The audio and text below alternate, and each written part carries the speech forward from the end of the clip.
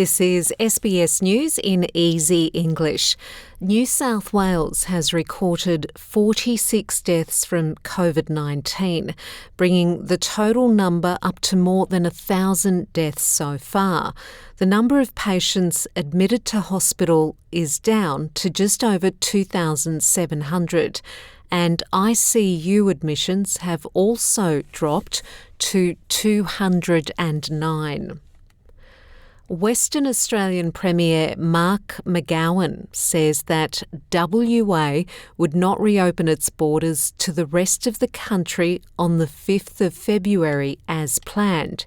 He says it will maintain a hard border, but he would consider a new date over the next month. Relaxed travel exemptions will be in place from the 5th of February for those travelling for compassionate reasons. Visitors will need to have 3 doses of the vaccine, return a negative rapid test result within 24 hours of arriving, self-quarantine for 14 days, and do a PCR test within 48 hours of arriving on day 12. The Premier says Omicron has changed the reopening plan. Omicron is a whole new ballgame. It is a new state of emergency. We can't just shut our eyes and hope that it's not different, that it's different, because the facts tell us it is. What we do know about Omicron so far is that a 3rd dose of the vaccine is so vital in giving people effective protection. Tasmania has recorded its first death from COVID since 2020, a 90-year-old unvaccinated woman living in aged care in Hobart. The state has recorded 866 new cases.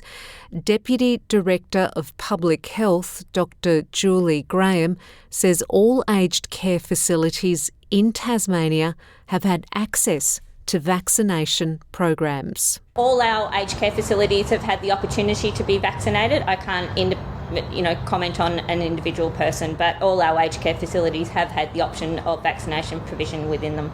Tonga could face 2 weeks without communications until an important cable connecting the island nation to foreign countries is repaired. Clean water supply and ash cleanup will also be the biggest challenge for Tonga, following an undersea volcano eruption and tsunami that has killed at least 3 people. The first foreign aid planes have arrived from Australia and New Zealand in Tonga to assist with relief efforts.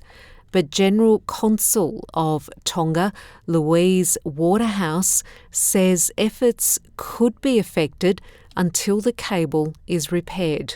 The problem we have is this cable called the Tonga cable, which connects Tonga to the outside world by connecting up to the Southern Cross cable. That's the cable that runs from Australia via New Zealand to the US. That cable, believe it or not, runs right beside the Hunga Tonga volcano and rests on the seabed and on the coral bed in part. So you can imagine with an eruption, it was probably the worst thing that could happen for that cable, because if it wasn't destroyed by the eruption, the coral obviously has cut through the cable. Austria's parliament has voted to introduce a COVID-19 vaccine mandate for people aged over 18 from the 1st of February, the first of its kind in Europe.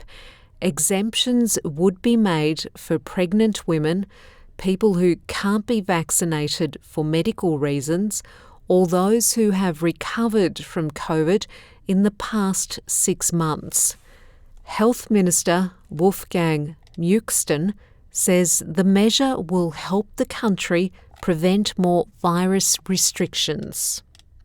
And that's SBS News in Easy English.